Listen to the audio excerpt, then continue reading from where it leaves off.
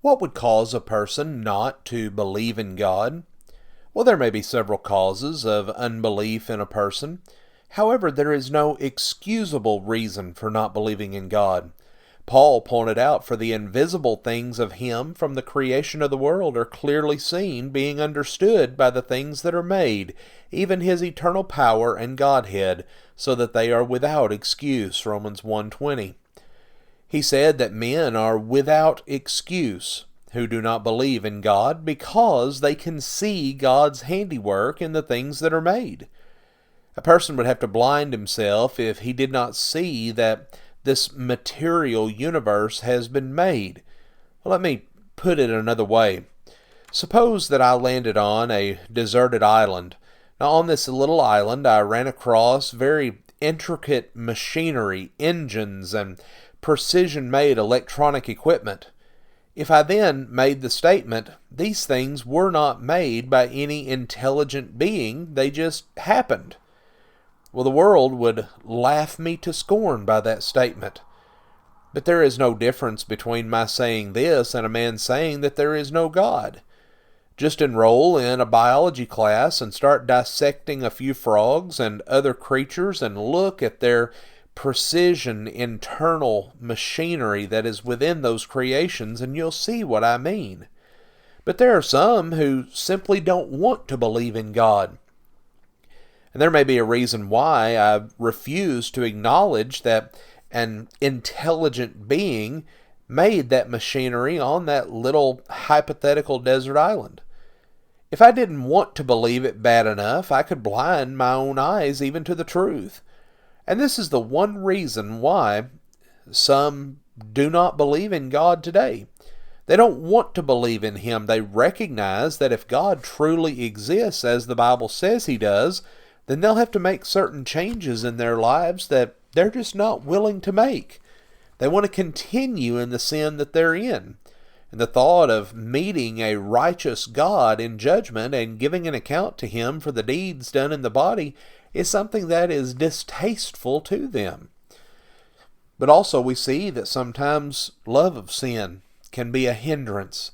Jesus said, "And this is the condemnation, that light is come into the world, and men loved darkness rather than light, because their deeds were evil.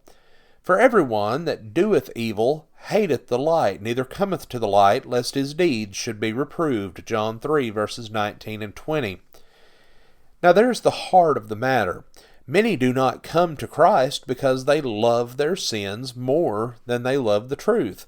They don't want to be bothered. They don't want to change. They would rather do as they please rather than please God. But the frightening thing about the day of judgment, it hovers over their heads because they will not accept. The frightening specter of Judgment Day, it is there hovering should they accept that there is a God. For them, it appears that the only way to remove this fear is to completely deny the existence of God. But Paul said, "And even as they did not like to retain God in their knowledge, God gave them over to a reprobate mind to do those things which are not convenient." Romans 1:28.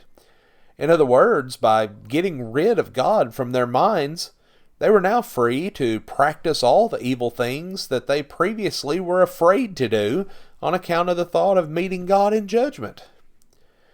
But then also, sometimes we see that unbelieving teachers are able to plant doubts in the minds of many.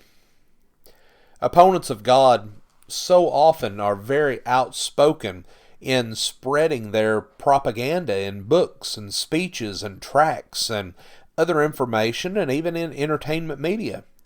We see professors in some colleges teach theories of philosophy and science to children that are destructive to their faith in God and to His Word. And it's alarming how unbelief is planted in young minds today, causing them from a very young age to doubt the existence of God, the very one who made this world. After they have sat through these courses of instruction at the feet of unbelieving and atheistic teachers, we see that so often their faith is destroyed. and they no longer have a desire to believe in God because those seeds of doubt have been planted. Friends, we want to thank you for joining us for our program today. Please consider these things that we've discussed and have a blessed day.